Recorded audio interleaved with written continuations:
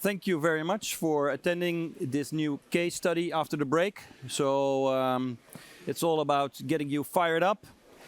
The good thing is that we want to achieve some interaction, although wearing this is always a bit challenging. Never mind, I'm very happy to introduce nShift for this case study run by Sean.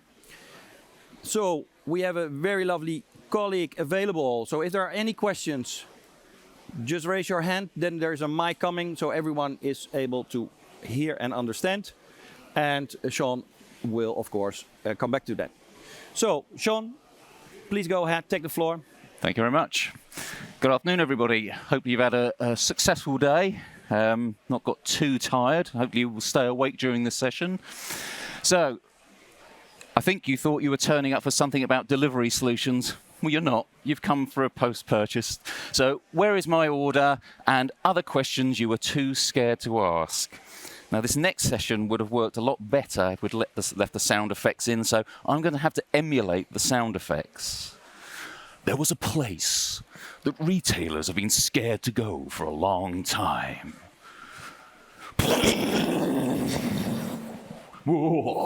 Beyond the buy button. So, when we talk about the buy button, where do we actually mean? Well, the buy button is essentially post-purchase. Unimpressive, really, if you think about it, because post-purchase has been there for a long time. In fact, when I was, and I know my youthful good looks don't give this away, but when I was a lot younger, this was actually called after sales. The difference now is that with post-purchase, what we have is actually, we have this belief that post-purchase is really from the door of the DC down to the front door, or perhaps just a little bit past that if you're a slightly more advanced post-purchase company, and so you start thinking about returns. But that's not necessarily the case, because if you think about the entire life cycle of a product, that's when the customer is in the post-purchase state.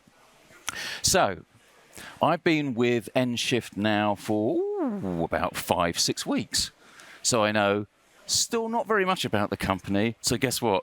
I'm not going to be hard selling it and ramming nShift down your throat, but I have been in the industry for over 30 years. So I've been in logistics, customer experience, and technology. So this is just me giving away free information, sharing stuff with you. And I've broken it down into 4 areas because some of you will already be doing some form of post-purchase. Others won't be. So I'm trying to accommodate everybody. So first of all, what is post-purchase experience management? And we'll cover that off in a second.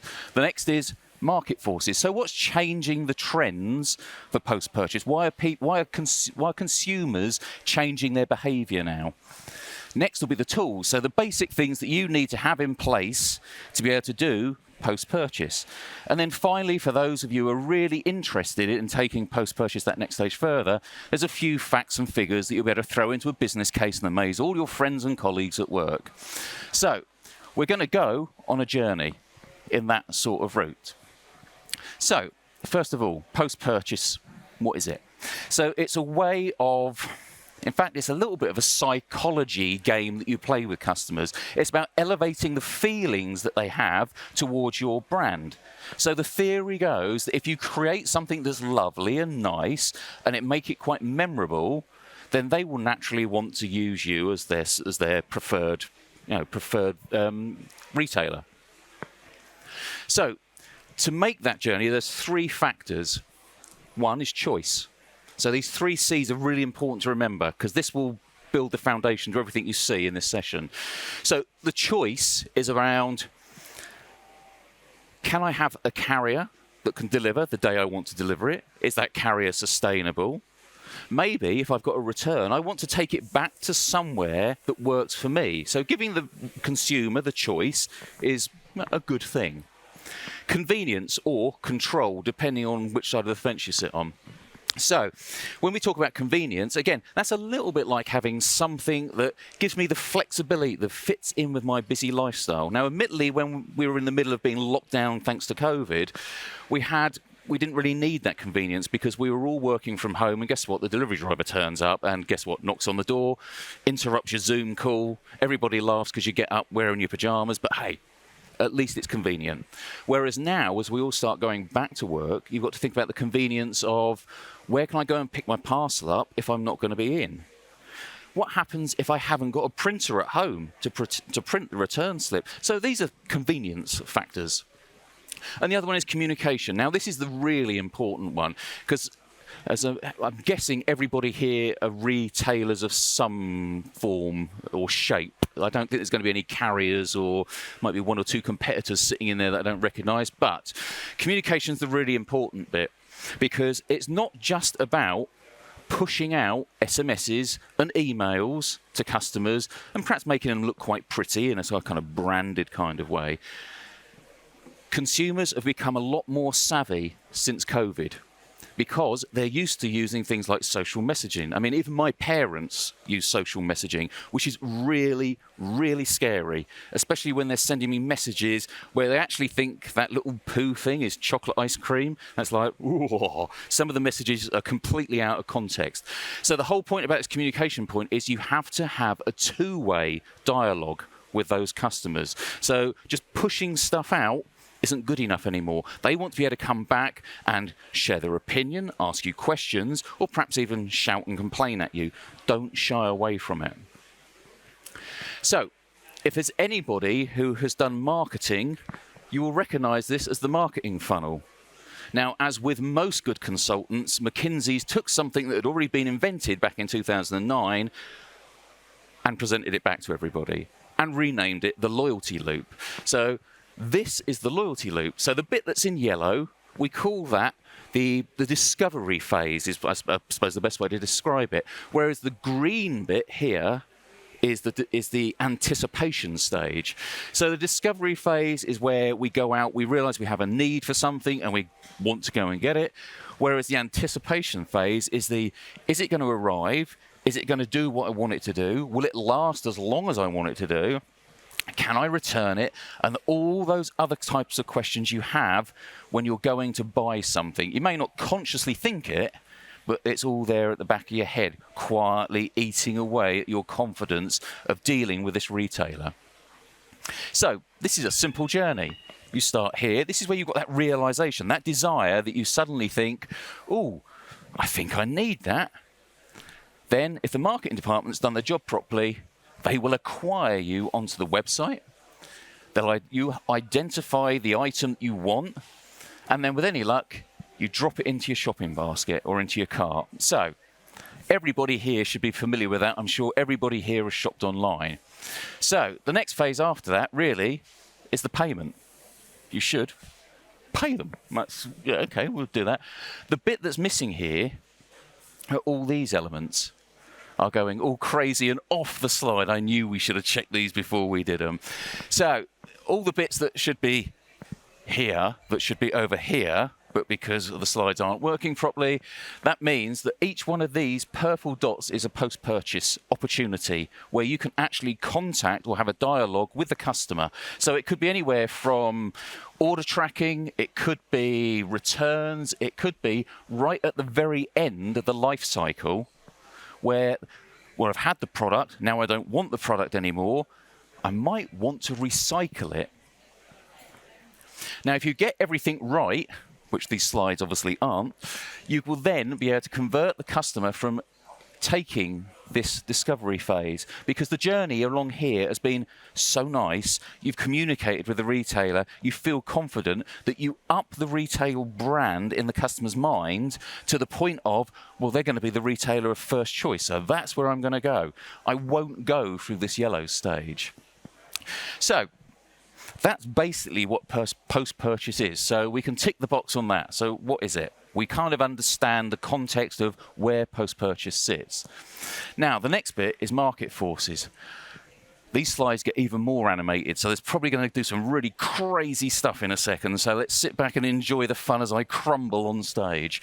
So, market forces. So there's three main market forces, and you should, in theory, understand or already guess what some of these are. So the first one is sustainability. Wow, these slides were really messed up. So sustainability. So this isn't about just having a green badge on your website. This is, that sort of stuff, table stakes. So a lot of retailers talk about being green. There's the B Corp stuff that's going around at the moment.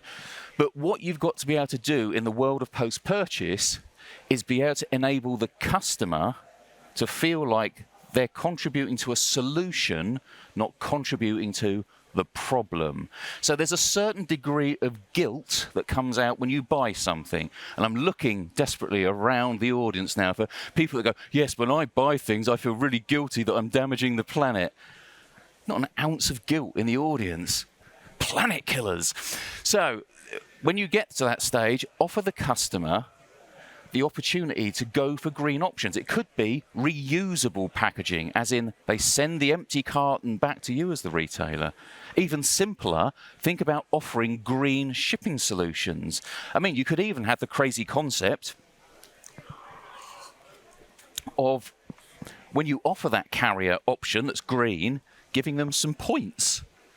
We've been working on some concepts at nShift around doing turtle points and frog points, which I've never quite understood why we're using turtles and frogs, but I don't know, maybe it's a Swedish thing, who knows. But the concept of incentivizing a customer by using sustainability, you make them feel better about themselves, and we'll come on to that a bit later.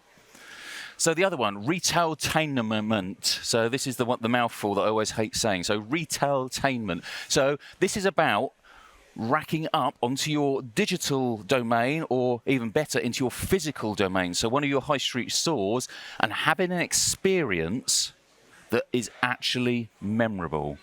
So there's a place in New York called the Ice Cream Museum. It's actually a glorified shop that sells ice cream. But what they've done is they've got local artists in to sculpt with ice cream, and they have a big kind of gallery that you go round, and then right at the end, when the kids have fallen in love with the Mickey Mouse statue in strawberry, mocha, yak's milk, whatever it is they're serving up, there it is in a tub you can take home. And there are people who book into the Ice Cream Museum to go round it, and it becomes an experience, and they remember it. And if you start thinking about what's happening now with the metaverse, that's where they're now starting to create these kind of digital experiences.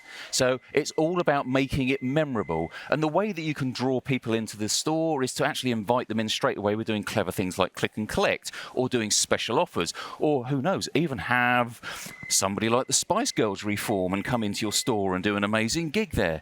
But the idea is to draw somebody in, making it memorable. So the big one, and this is sort of where I was back 9 weeks ago, into social commerce. So this is the big one. This is, you've probably not heard very much about this at the moment, but it's coming. So much so that foresters have predicted that by 2025, it'll be $1.25 trillion spent on social commerce. And we're not talking about just advertising on Facebook. Everybody does that. We're not talking about advertising on Insta or TikTok. We're talking about retailers actually embedding a store within these social environments. So within Instagram, within Facebook. If you think back, last year, Facebook very cleverly launched something called Facebook Shop. So that's where retailers can build their store in the place where consumers live their digital lives. Think about the apps that you use, WhatsApp, Instagram, TikTok. Imagine if you're in that, talking to friends, showing your mates the latest cat being thrown in a bin video or something, and then you suddenly see an advert for Nike, click on it, but it doesn't throw you out to the Nike website, taking you away from that interactive place where you live your digital life. It actually just opens up at the bottom of the page, the Nike store within Facebook. Now, obviously, the key catch here, and this goes back to one of those C's, communication. Would you, if you bought something on Facebook, would you naturally then go, ooh, I need to speak to the customer service team? Jump out of Facebook, go to the Nike website, scroll through all those various pages to get to the contact us page, and then contact customer service on an email that might not get answered for 3-4 days. Would you? Hell. You would instantly go and press that little button, the Messenger button.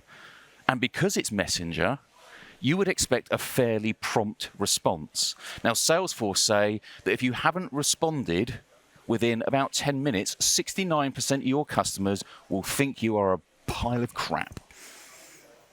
So if you're going to open up these channels, make sure they're automated enough to come back. And I'm not talking these horrible chatbot experiences. There's some really clever tech that's coming out now that we'll talk about in a minute. So, the next section, we talk about tools. So in the UK, we have a phrase, it's called getting your ducks in line. And I dread to think where these ducks are going to turn up. The ducks aren't even going to turn up. So that's destroyed the whole gag about loads of rubber ducks marching across the screen. Unless, of course, they appear in a second when I'm not expecting it. So each one of those ducks, the yellow duck, the blue duck, the green duck, the pink duck, and the kind of horrible off-yellow coloured duck, all represent different types of tools that you need to bring your customer experience to life once you get into that post-purchase space. So let's have a look. Please, let's have a look. Hooray! At least that one worked. Right, so delivery options. So believe it or not, that's what that lorry with the leaf in, and that's what should have marched across the screen. They're traitors. I will have them shot when we finish this. So this is all around offering a wide choice of carriers. So by offering a wide choice of carriers, it means that the consumer is given that choice and that convenience around where they want to have their delivery, when they want to have their delivery, and ultimately, can I give something back to the planet because it's a sustainable delivery? So it's around getting solutions up there that fit with what the consumer wants. When you go out to the vendors, look for a solution that is easily configurable, because your IT team do not have time to mess about configuring something every time you decide to take a new carrier on. So make sure it's something that can be configured by your logistics team or one of your customer service team. Make it nice and simple and easy and have lots of options. You might decide that for a certain product of a certain weight, that can only be delivered in a certain way. You do not want DHL Express trying to deliver a double bed for you, because it's not going to happen and it's probably going to get broken. You want a specialist carrier to deliver that sort of stuff. Okay, and also don't limit delivery information. So don't just think about a delivery option sitting in your checkout. There are lots of ways that if you get the delivery information early enough and push it far enough up the purchasing journey, not the post-purchasing journey, the purchasing journey, that you can actually encourage customers to buy products. So if I buy this product within the next 5 hours, I can have it delivered tomorrow. And that all gets driven by these delivery options and solutions out there that do that. So branded tracking and alerts. So this is fairly commonplace. There's lots of companies out there that do this. So you've got Narvar, Parcel Lab. Look round outside. There's 5, 6 of them out there, all competitors. You don't really want to go with them. You want to come with us. But this is all about giving a very nice, pretty, branded, comfortable, easy to use experience. So getting alerts sent proactively, allowing me to go in at any time to see where my parcel is. So using those tracking descriptions. So one of the funniest things you see with the carriers, probably still now actually, most people in this room will not know your order is on Bay 4 of the Northern Hub. That tells you nothing. But if you look at a lot of the carrier tracking out there, they all use this logistics, which is the language that they tend to use when there's tracking involved, and it's all very technical. And that's because I'm an ex-carrier guy. I worked for UPS for 10 years. That's because we think we're clever.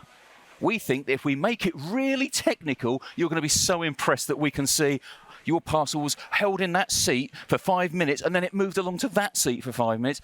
Consumers aren't interested. They just want to know it's on its way. So simplify those messages. Make sure they're all very high level and that they actually are given to the consumer in a language they understand. Also, allow the customer to control their delivery journey. So think about it when you're getting emails or text messages from the carriers. They're all very good at promoting what they call in-flight. So that's the option when I know I'm not going to be in. Give me the option to redirect it to a safe place or to the next door neighbour that I actually hate, or have it redirected to a parcel shop or change the delivery time or date. So that's fine, but we don't actually really want to be posting the customer out to the carrier if we can avoid it, because we want to keep them in your branded environment. So make sure that when you're talking to people who do post-purchase, can you do in-flight? Because that's a really important thing. That in-flight... Where were you at the start? You sit down. I didn't ask you to answer. Just put the headphones on. Jesus Christ, people! You're not coming in. You just stand out there. Yeah, so think about it as a branded experience and keeping them within that environment, but give them the option to take complete control of their delivery. And also, the other thing that's a bit odd, I always, even when I worked at other companies that do this, how many of them always want to hide the customer service contact details? Now, I don't know if that's a retail-driven thing, but I never got my head round why do you want to stop your customers talking to you? Why do you try and push them away and not let them get through to the people that they desperately need to talk to when it goes wrong? Now, interestingly, one of the vendors that was actually up here a bit earlier on goes on about saying that the click-through rate on these adverts here, that they've seen that go as high as 40-50%.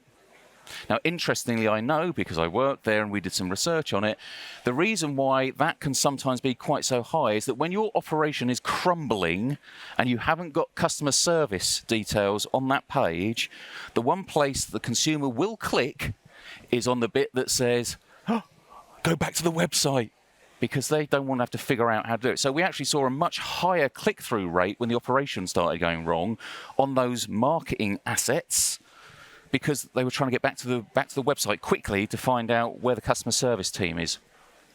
So always get customer service details up there. It's probably a really good opportunity to convert a customer in an unhappy place to a customer that at least appreciates that they can get hold of you. So the other solution, book and print. So this isn't post-purchase. I have to admit, this is not something I look after, but because I work for nShift, we have to talk about it. But there is an opportunity, again, to actually make what is quite a digital experience into a physical experience. So you can do something clever, and it's not put ducks on it. You can do something like this. Add a little QR code. So you can see here what's happened with Zoo Plus is they put the QR code on there, and they're using it to promote their Christmas ad campaign. Now, if you take that one stage further, if you could identify that a customer is into subscriptions and every month they're getting their dog food delivered, you could do a little mini-series about Scrappy the dog. And every month there's a new story sitting behind that.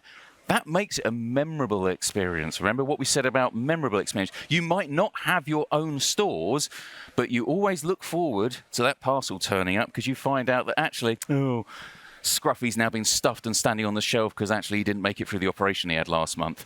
But you will get to be able to play with things like this. And again, think about putting some branding on here as well. You can see that Zoo Plus have put their logo up there. But it's all these clever little tricks, again, play on the psychology of the consumer. So, customer service automation, right? This is the really clever technology now, and I will warn you now. This is not for SMEs. This is for hopefully all of the people sitting out here who are enterprise level retailers. So, this is about using not those horrible chatbots that ask you 100 questions about what's your tracking number, what's your order number, what's your inside leg measurement, and what's your mum's name. These solutions know who you are when you come in. So you go into a chat session, you go into Facebook Messenger, you go into WhatsApp, and it will instantly say, "Hi, Sean, how can I help you?" And I go, "I want to know where my blue shirt is," because it also knows what I've ordered. So I don't have to give it a tracking number. All of the order data has been pulled through, hence why we say integrate with order data, because it makes it contextual. So I can have a very simple, easy conversation. I was going to say like I'm talking to my parents, but that would involve the brown chocolate ice cream thing again, so not my parents, but talking to my daughter. My daughter actually be quite abusive, but okay, my wife. That's the sort of conversation that these systems can actually generate. So it feels like you're talking to a human. Obviously, you flag right at the start it's not a human, because that gets really weird, and I've seen some really weird conversations late on a Friday night when some of the customers have had a few drinks. But flag it up, automate that experience, and suddenly the customer feels like they're having that kind of instant response. So think back to that 69% that Salesforce said, less than 10 minutes and you're dead. Okay? The other thing to think about this as well is if you don't really use social media and that's actually something you fear a little bit or you're not particularly comfortable with, having your social media channels manned or automated actually means You can put it up there, use it more, more for marketing, encourage people to have a conversation with you. So get them to come in, get them to ask frequently asked questions, get them to ask, where's my blue shirt? All of that type of stuff. There's some really interesting numbers around what they call conversation containment, that when you speak to these types of companies, it makes sense to go down this road. The extra little bit of work you have to put in to bring the conversations to light is well worth it.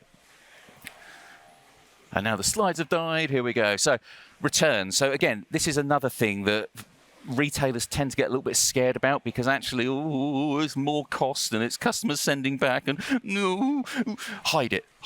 Just put returns away somewhere. Don't hide it.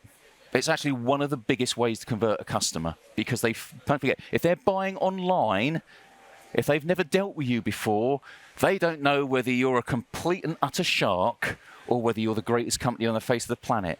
There is no better way to build trust with a consumer than to say, actually, if you don't like this, send it back. Now, there is a degree of conversations going around the market at the moment about whether free returns is actually that sustainable. And there's a lot of people sitting on the fence about should you, shouldn't you, should you, shouldn't you. I would say actually free returns is a good thing if you collect the data about that customer.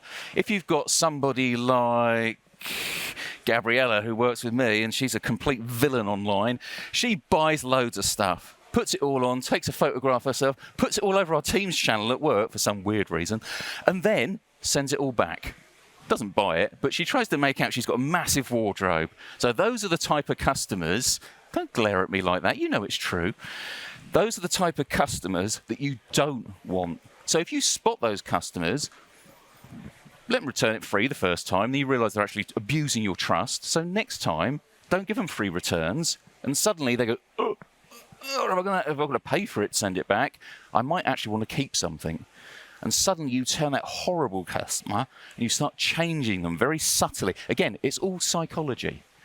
Exchanges. So that's really powerful as well. It's quite interesting, actually. I went to a very big online fashion company where we were talking about returns. This is several weeks ago. And they didn't actually realise that if you return and refund something, actually you end up paying again for the refund, you as the retailer. So you pay the payment gateway another transaction fee. So if you've negotiated 2-3% with the payment gateway and you pay it out when you first buy the goods, if you have to refund that, they'll take another 2%. Payment gateways love returns. It's easy money for them. So if you can offer exchanges where you keep hold of the money, now the FD starts getting interesting because you're keeping the cash flow going. Offer exchanges. It's a much better way, and it's a great experience for the customer because you don't have that worry of, if I send it back and try to get a different size, will it be in stock? Because they have to go through that horrible process of sending it back, waiting for the refund, unless you're really sharp and give them the refund as soon as you get the first scan, which is a fairly good move. And then they have to go back in and reorder it. The likelihood is one of your competitors will have already messaged them because they've got Google Analytics and everything else, going, oh, you know that pink dress? Oh, we've got something very similar. Now I've got my refund and I've run off somewhere else. Whereas if you offer exchanges, as I actually want to return the item, I can book a like for like, but different size, different colour, and you've still got me locked in. It's a great trick. And then you've got the you've got to remember that the customer, as we said earlier, this isn't just. Yeah, Gabrielle, this dress just isn't for Christmas. It's not a puppy. This is a full life cycle experience. So this is when you've actually finished with it, what better way to make the customer feel really good about themselves and really bond with your brand, but say to them, if you want us to recycle it for you, we'll give you a 10% off voucher, send it back to us, we'll repair it, recycle it, reuse it, or just do whatever they do with it. But you tie them in. You've given them a little coupon. You're making them feel better about themselves because they're recycling and contributing to saving the planet. So, that one worked, hopefully, unless that was just falling apart. So we've done what is post-purchase. We know about the market forces. And then we've got the tools. So we've got all of that under control. Well, I say we've got this under control if the slides are working properly. And even that's fallen off now. Why is that fallen off? Grief. Who put this deck together? Marketing team will be shocked when we get back. Right, so business case. Everything around the business case should be built around the loyalty loop. So whatever you decide to do as a strategy, build it around the loyalty loop. So the first thing we want to do, and I'm dreading this bit because this is really animated, is we want to straighten out the curves of that anticipation stage. So the purchase, advocacy, and loyalty bit. And we then have, and I've broken this down to make it really easy and simple to follow, checkout, pick, pack, dispatch, delivery, delivered, and living with your purchase. So that's the full length of time. You've got what you want and you're hoping it lasts long enough. So obviously the tool, the delivery option tool, comes in here at checkout, and perhaps even a little bit further up if you want to use it to encourage people to buy more stuff. Next comes dispatch, branded tracking alerts. Now that should reach all the way down into where you get the order confirmation. So up that point where you get the order confirmation through to the dispatch email is known horribly as the blackout period, because retailers are unable to track what goes on in their warehouse or in their 3PL. So at least give the consumer, if they say, oh, where's my order? Give them a holding message. Oh, your order's been packed. It's very easy, very simple, but it's a way to do it. And then obviously, as you're going through that, the other thing that you want to think about is pick and pack. So think about what we did about shipping labels as well. We then have living with a purchase. So you've got return. So it's just been delivered. Do I want to return it? And you then have recycle as well. So that's right at the end there. So those are the areas to think about. And then obviously sitting underneath that is customer service, automation, because you want them to be able to come back to you and talk to you and do stuff. Now, if you get all of that right, the customer will want to give you feedback, which is really useful. You don't have to rely on Trustpilot. Most of these tracking solutions have feedback built into them. So and remember that feedback is in the moment, not 2 days, 2 weeks after the transactions happened. And the best thing is that they will advocate as well, which means that they go and tell friends and family. And anyone who's done marketing to any kind of degree will know that a recommendation, a personal recommendation, is one of the most powerful forms of marketing you can do. Now, the reason we do this and the reason we go to the lengths we do, remember what I said about dialogues? So every single one of these is a tracking update. So it's a chance where you're reaching out to your customer and saying to them, we're doing something nice, we're doing something right with your parcel. These are all opportunities to talk to them. And by talking to them and sending them something that they will probably open up because they're invested, they're engaged. And when I say invested, they've spent money with you, so they're going to be interested when it's turning up. That means that you can do things like creating a new marketing channel with it. So you can actually advertise. You saw one of the examples earlier on. So encourage them to click back to your website, speed up that next time to purchase, and come back and buy yet more stuff. Because when they come back and buy more stuff, they'll go back into this, and it's another chance to communicate to them again. Now, you could take it one stage further. You could offer click and collect solutions or make something memorable where they come into the shop, so that when you get to this point of your order's being delivered into the shop, that's where you send them some marketing guff on that update, that status, that says, oh, you know that vacuum cleaner you just bought? If you come into store, we can make an appointment for you for one of our sales guys to go through that, set up the warranty. Now it feels like you still want to love me and look after me after you've taken my money. Oh, I quite like this retailer. The big one, and this is what Nike's really good at, is creating a feeling. So at the point when it's delivered, send the customer a message saying, if you don't like this product, send it back. But if you do like this product, or if you've got an old product by us, we'll take it back. We'll recycle it or refurbish it. And again, it makes me feel like, wow, I'm contributing something great to this. That's amazing. Now, again, get all this right, and it does that. You become the retailer of choice. So some other quick numbers, because we are getting close to where you might actually want to ask me something rather than me just waffling at you. So, look at this. So this is cost reduction through carrier optimization. So this is about adding additional customer choice, and by doing that, actually increases the optimization of the carriers you're using. Think about, if you were to, a really simple way of putting this is, imagine if you offered click and collect to one of your stores. How many parcels do you think you can get into one box that the carrier will charge you for, just one box, compared to how much it will cost you to ship those 10 boxes to their front door. So imagine if it was 10 euros a parcel. So you're talking about 100 euros to get it to the door. You're talking about 10 euros to get it to one of your stores, plus you get to pull them back into the store as well. It's a very simple example, but the more options you give, ultimately, you will find that actually it will optimize and drive down your carrier usage. By offering that same amount of choice, you actually increase conversion by about roughly 20% because I've got the option, I've got the control of when my parcel is going to be delivered to me, when I'm going to be there to receive it, or it's been sent to somewhere where I know I can pick it up on the way home from work. So again, tick in the box. So, as I mentioned earlier, having those adverts or that marketing or something that engages with the customer on those emails, SMS, social media as well. Don't just think about SMS and email, think about social. So think about the communication. Send that marketing out there. 30% click-through rate. Again, if there's anybody in marketing here can hold their hand up and say, what sort of click-through rate do you get on your usual email campaigns? It's about 2%. Roughly. If you're really good, 3%. But oddly enough, when somebody's really engaged with your brand and invested, it's a lot higher. It can go all the way up to 30%. I've even seen it go up to 40%. So it's not an opportunity to be missed, and it's a great marketing channel. You'll be surprised how much volume of customers gets pushed through when you've got a decent advertising campaign on one of these delivery experiences.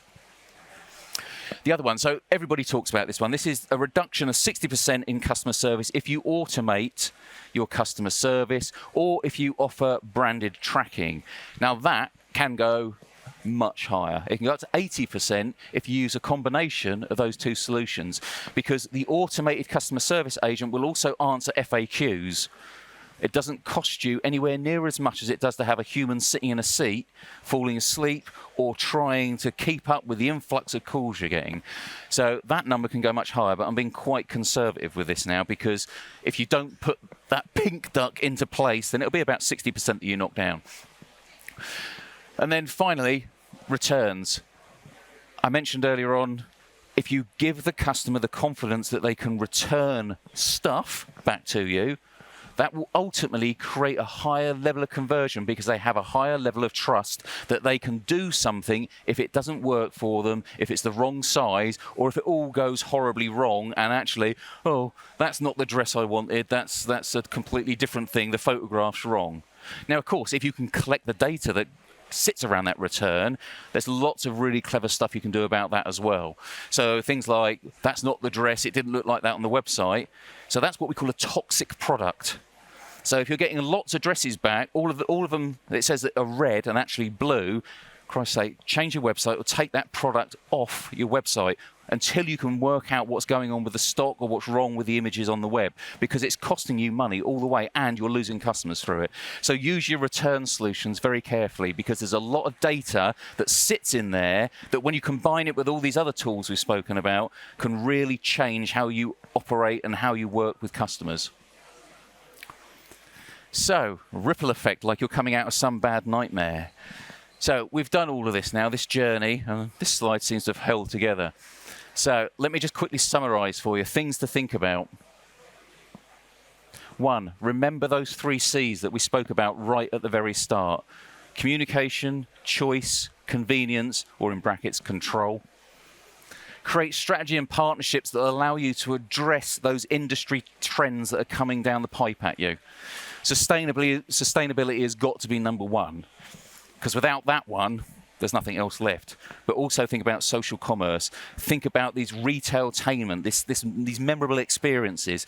It's quite easy to create those. You've just got to put a little bit of imagination around it.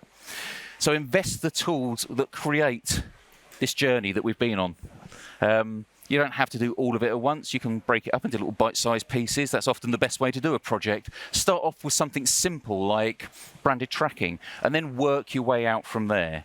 Don't try and bite it all off at once, because it just won't. You'll just never deliver it. And then build a business case around growth. Do not build it around cost savings. You're all retailers. If I cut you all in half, you will have sell running all the way through you. You do not have cost saving. Cost saving actually wouldn't fit in most of you, but anyway. So it's sell, sell, sell. That's all the way through. So it's all about growth. As one very clever person once told me, you can only save 100% of your cost. You can sell to the moon. So always focus on the selling. That's me. Done. Thank you very much. Okay, give a big cheer.